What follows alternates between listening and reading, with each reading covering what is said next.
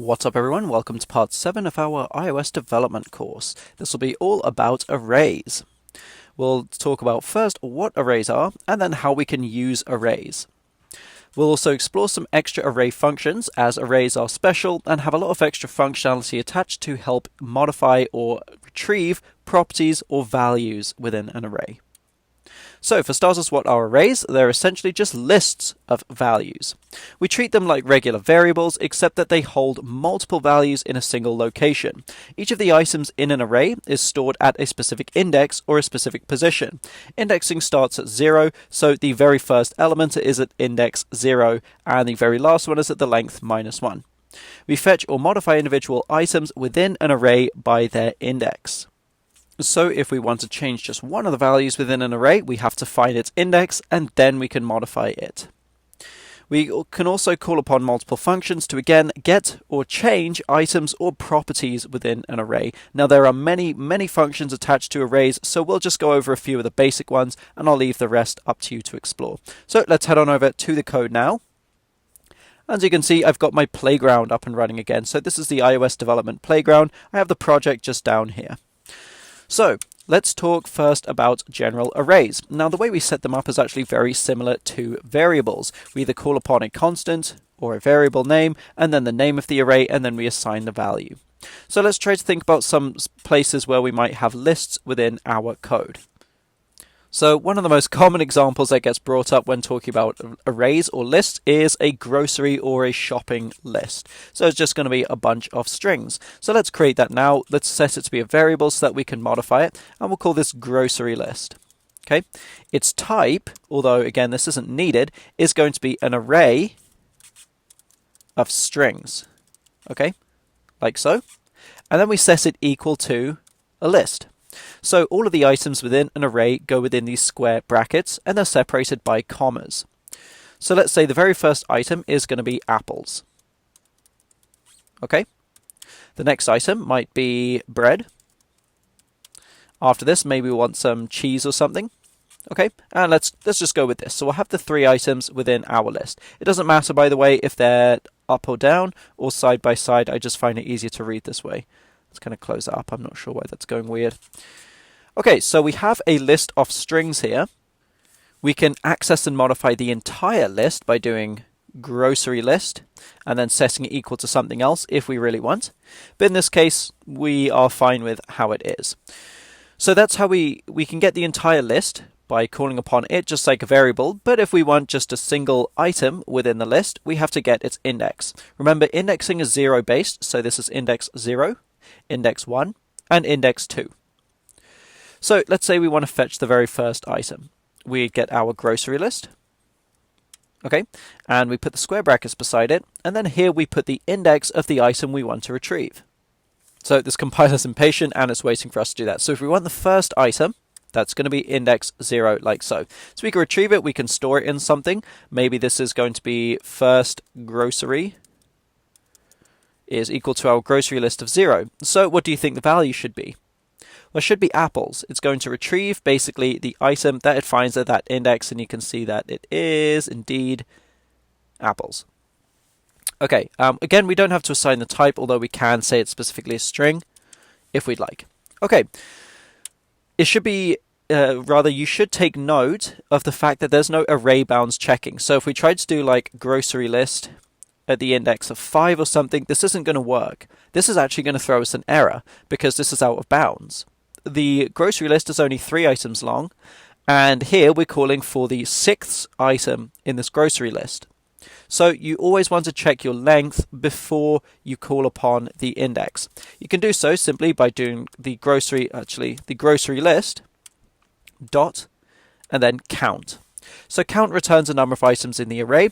When you're fetching items, always make sure that the index you're retrieving is less than the count. Okay, so just a heads up there. All right, what about setting items? Well, we do the exact same thing.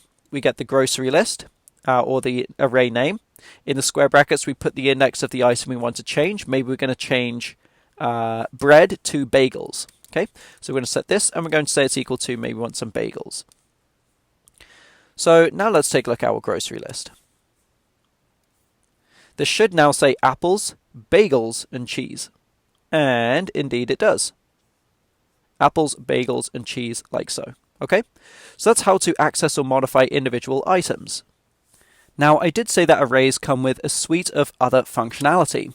In fact, you can access the entire list of functions simply by selecting an array name, so in this case grocery list, doing dot, and then you can see there are a bunch of different functions here.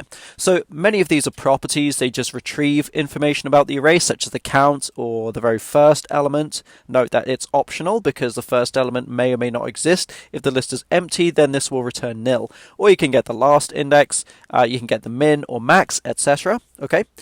Or a lot of these functions help to modify the array in some way. So this means adding items to it, removing items from it, inserting items, etc.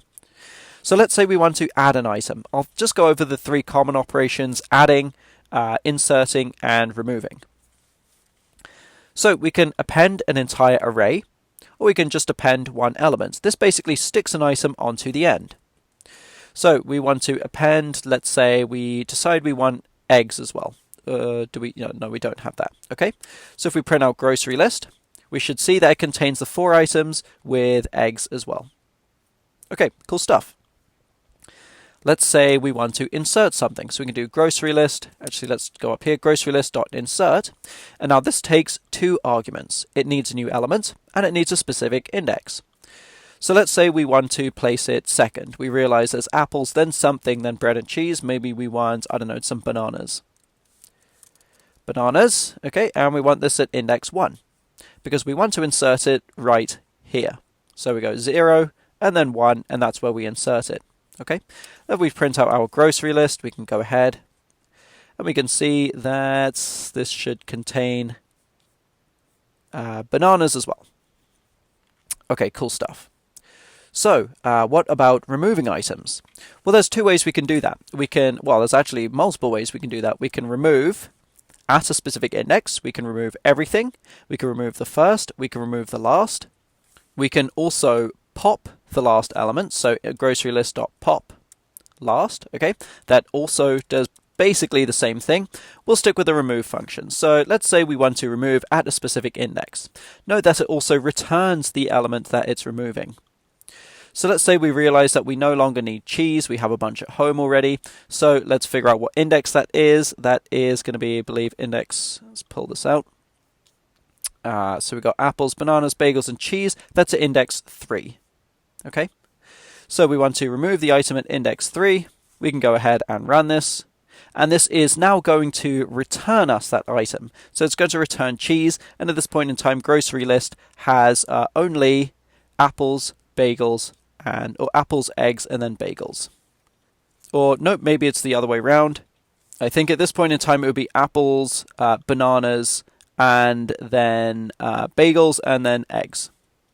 Okay, so that's pretty much all we wanted to go over. We're within our time limit, so I'm going to end it here. Just remember, arrays are lists of items. Each item is at a specific index, so it's important for us to keep track of what items are at what index. We access them to either fetch them or to modify them. We just enter the index, which is 0 based. There's a bunch of other functions that help us to retrieve properties or to manipulate the array in some way. What I'd recommend you do is actually explore some of those other array functions. I'll give you a homework assignment at the end of the next section because we're going to be covering dictionaries and the two go really hand in hand. Okay, so we'll end it here. Thanks for watching and we'll see you in the next one.